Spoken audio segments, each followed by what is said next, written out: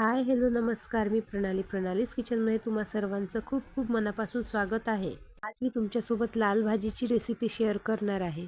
सर्वात पहिले कढईमध्ये तेल घातलं. तेल छान गरम झाले की पहिले मिरच्या तळून घेतल्या.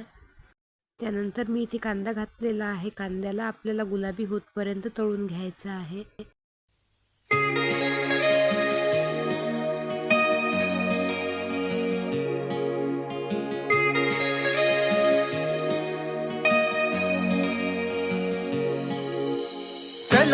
कांदा गुलाबी झालेला आहे. आता मी यात हळद आणि मीठ घालून घेणार आहे.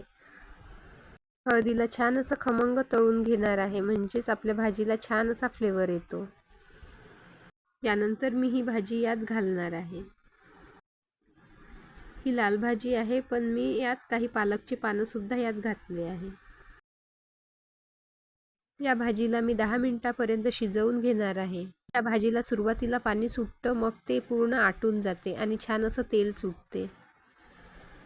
बघू शकता भाजी छान अशी शिजत आहे. भाजीचं पाणी पूर्ण आटलं आहे आणि तेल सुटलं आहे. भाजी छान अशी रेडी झालेली आहे. व्हिडिओ आवडल्यास लाईक करायला विसरू नका. पुन्हा भेटू नवीन व्हिडिओसोबत. तोपर्यंत बाय बाय.